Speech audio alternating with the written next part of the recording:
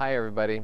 One of the topics that interests me is the topic of silence in modern life. What is the role of silence, and what role may silence play in different contexts?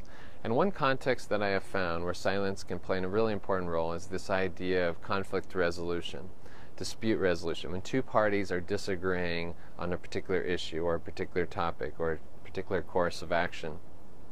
So where might silence come in? One of the things I noticed that when parties get together and are talking about a particular type of issue, one party will start talking and the other party will feel compelled to try to correct the other party while talking, as if it's about words, as if it's about correcting the other side. And what happens most of the time is that it gets, the larger picture gets lost in this idea of argumentation. Like it's this idea of, well, no, it's like this. No, it's like this. And honestly, there are moments where I've realized that it has nothing to do with what is being said. The key here is to focus on how things are being said. And that is also to realize, relatedly, is the idea that communication is not about representing ideas in this particular context.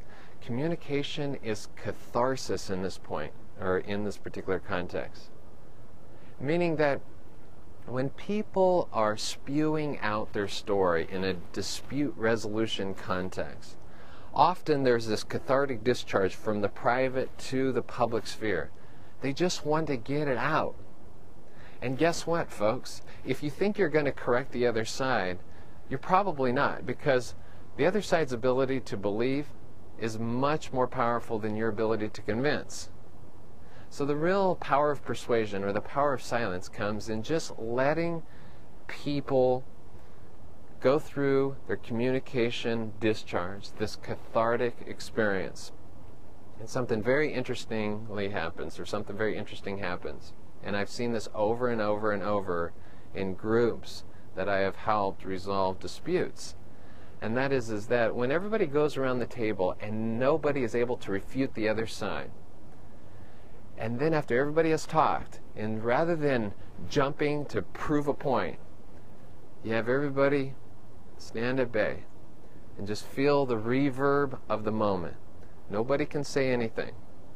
I asked for silence. It's going to seem awkward, and that's asked for 60 seconds of silence, and it's going to seem like 60 minutes. But trust me, one of the most phenomenal realignments occurs within the human spirit during those moments. And what happens is that people end up coming full circle, and there's a type of openness that actually occurs as a result. And it's one of the most beautiful things that happens. So dispute resolution is actually a context where word addiction actually gets us in trouble.